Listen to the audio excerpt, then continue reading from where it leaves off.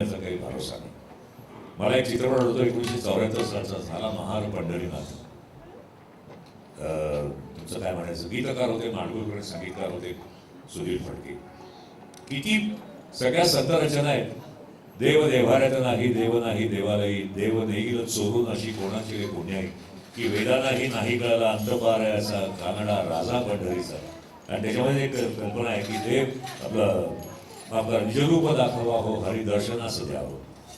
इतक्या वेगवेगळ्या सगळ्या संत रचना की बहुधा भक्ती रचना, आणि त्याच चित्रपटामध्ये खणखणीत लावणी सुद्धा आहे. याला म्हणतात व्हर्सटॅलिटी. म्हणजे माडगुळकरची लिहिण्याची आणि बाबूजीची स्वरबद्ध करण्याची. माघ मास पडली थंडी, पती माझे गेले गावा, मुक्का मला राहावा पाहुणं, मुक्का मला राहावा. इतक्या वेगवेगळ्या प्रकारच्या रचना एका चित्रपटात द्यायच्या, याला ताकद लागते. त्याच्यातली आपण ही एक भक्ती रचना ऐकूया, निजरूप दाखवा.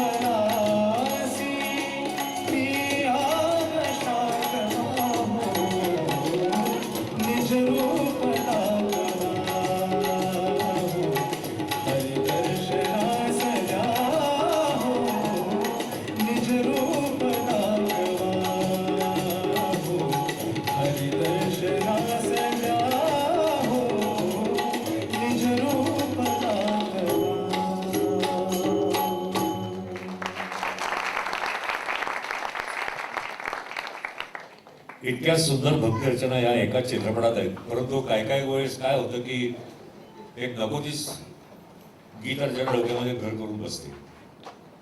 आता मागाशी मी ज्याचा उल्लेख केला, माघ मास पडली थंडी, पती माझे गेले गावा, मुक्का मला राहावा पाहुणं, मुक्का मला राहावा. ही नको इतकी डोक्यामध्ये रुतून बसली. अर्थात ज्याला कोणाला सांगितलं असेल की मुक्कामाला राहावा काय लकी असेल असो ते सोडून द्या.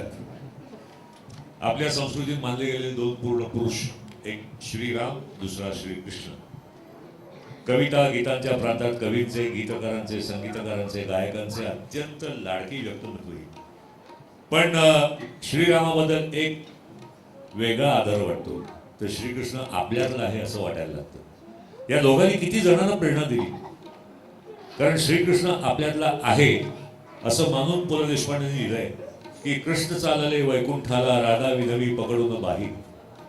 कृष्ण चालले वैकुंठाला राधा विनवी पकडून बाही. इथे तमाखू खाऊन गेले तिथे कन्हैया तमाखू नाही.